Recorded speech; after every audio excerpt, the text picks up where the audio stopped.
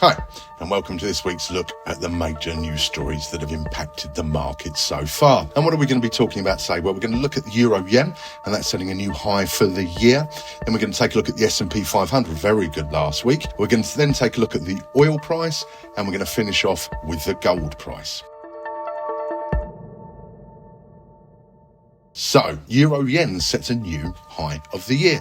Now, it's the first time since 2008 that the rate has been over 161 yen per euro. Now, obviously, the main contribution to that is the difference in monetary policies of central banks. And talking about that, we had the ECB's chief economist said on Wednesday that they've not seen enough progress in curbing inflation. That was backed by the head of Ireland's central bank, who said that he cannot rule out further hikes. On top of that, the Bundesbank president said that the last mile in the fight against inflation could well be the hardest. Now, that's obviously not great news or great comments in terms of what we're expecting to happen with interest rates. Contrast that with Japan, of course, where the interest rate is effectively negative.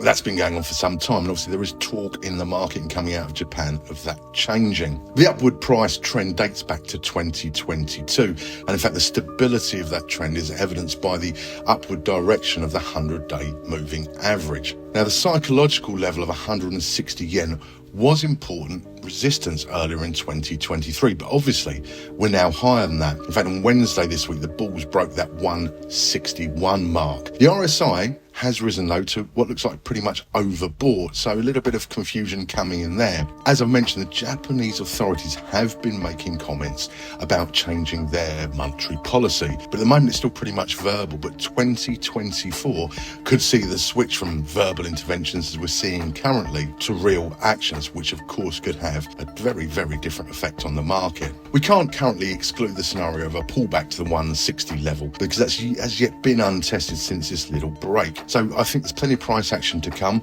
and as ever, don't forget your risk management techniques.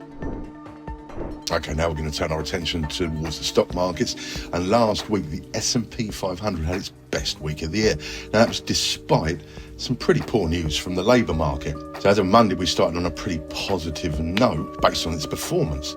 However, Friday's data in the US showed that the unemployment rate rose to 3.9%. That was against an expectation of 3.8%, and in fact is its highest level since February 2022. Also, the number of employed workers in non-agricultural sectors increased by only 150,000. Now, that expectation was for an increase of 178,000, so quite way off the mark.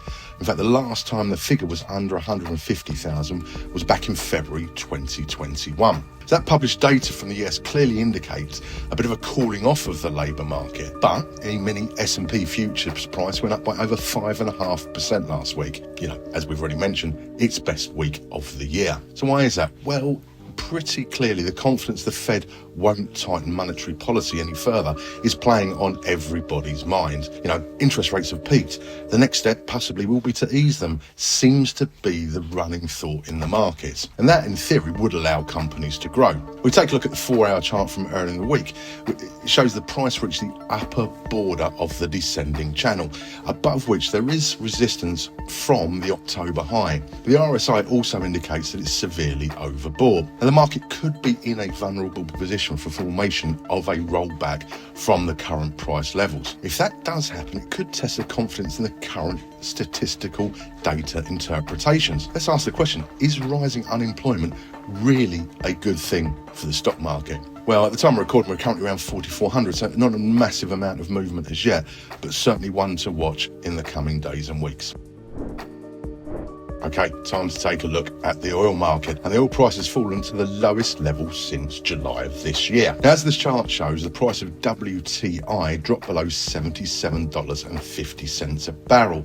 In fact, it's currently low at the time of filming, with approximately $75.70. Why is that? Well, it does seem to be a little bit of easing of the concerns about an escalation in the Middle East and its potential effects on supply. Not to say that this conflict is over, but people seem to be settling slightly. Data from Beijing that came out has also showed that oil imports rose in volume and value in October compared to the previous month, but were down 6.4% year on year. That clearly indicates a slowdown in demand due to central bank monetary policies and their attempts to curb inflation, thus demand, etc., going down.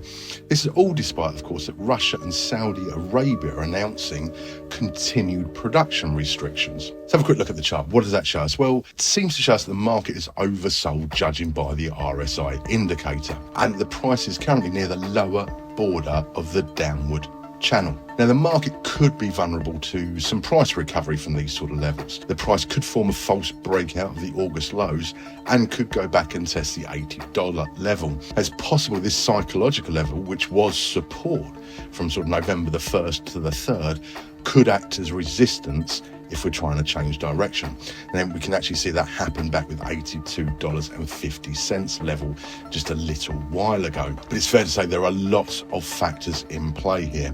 Certainly these geopolitical tensions across the globe still have a long way to go. And as we know, and as we've seen over the last 12 months or so, can definitely have an impact on that oil price. So nobody's quite sure what's going to happen now, as ever, taking as much information as you can when you're making your trading decisions. Okay, finally we're going to take a look at the gold price, and that's fallen below $1,950. That's the first time we've seen this level since mid-October, when obviously the price started to rise quite rapidly due to fears about the Middle East. That psychological level of $2,000 that we've spoken about before actually demonstrated its importance, taking a look at the chart just a few days ago. And in fact, the volatility spikes around that showed us quite clearly the bulls were active in the attacks, but those attacks were quite short-lived and cancelled out pretty quickly by the bears. What else can we see on the chart? Well, there's a possible formation, a reversal pattern, SHS, it's a head and shoulders, and we can assume subjectively the neck is around $1,970, but that's already been broken after a very weak rebound. The price has also dropped below the 100-day EMA. Now, the price could well be supported by a trend line that's drawn at the August and September highs, and after a bullish breakout could serve support around the $1,915 level. That's the same sort of area as the Fibonacci 50% level of the upward momentum from the October lows to that peak above $2,000 per ounce. If the price were to fall off to, say, the $1,910 to $1,920 per ounce zone, this could well act as support for bulls to try another bull run. But as ever at the moment, background news is all important. Gold, as we know, is a safe haven asset. If things look like they may take a turn for the worst in the Middle East, this whole outlook could change. So don't forget your risk management techniques, and as ever, taking as much information as possible about your trading decisions. We wish you luck for the week ahead. Bye for now.